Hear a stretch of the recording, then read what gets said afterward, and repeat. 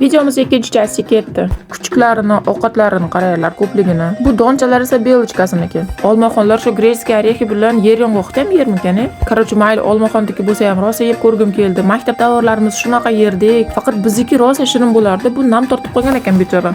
Ko'cha xodini eshigini tagini qaranglar, qorlar uchib kirganini. Kampirchani chevarasiga gamushaning uchun uxlab qolgan edi. Plisosda yoqmasdan shipirib oldik. Mana shu xonasida usta ishlagan ekan, sal changibdi. O'zimdan bo'lib artib ketdim chiroyli qilib. Mana shu qora glyansoviy gazining usti o'zi top-toza, prosta qora bo'lgani uchun sal chang yig'ilgan. Ikki kishi bo'lib kelganimizdan foydalanib tepalarini ham yaxshilab artib o'tib ketay dedim. Chunki klientim o'zim kelsam tepalarini artishning shart emas, bu yerlar toza deb qo'yadi-da. Klientim shuni o'ylashni o'rniga meni yuragim siqilib ketadi-ku, shu yerda kir qolib ketdi deb. Hovlisidagi живой archani ustiga qaranglar, qanaqa katta o'yinchoqlar deb tashagan. Shunaqa qish faslini ifori kelib turadi-da hamma joydan. Bitta bodring olaman deb magazinga kirgan edim. Shuncha narsa yig'ilib ketdi. Erimga telefon qilsam ishdan chiqqan ekanlar. Sizni rosa ko'rgim kelibdi. Shu magazinga keling deb chaqirib oldimda narsalarimni ko'tartirdim. Mana shu narsani ko'zmunchoq desam, qalampir munchoq ekan. Shuni har kuni ichinglar, foydasi rosa ko'p. Bugun o'zimcha duxovkaga narsa pishirdim. Rosa zo'r chiqar ekan. Ovqatdan keyin choy bilan ichishga Yulizapadan shunaqa chiroyli pirogcha zakaz qildik, tvorojniy. Yoniga qo'ziq qorin, piyozlarni ham qovurib tashladim. Mana ovqatimiz ham tayyor. Bir pasda tugab qoldi.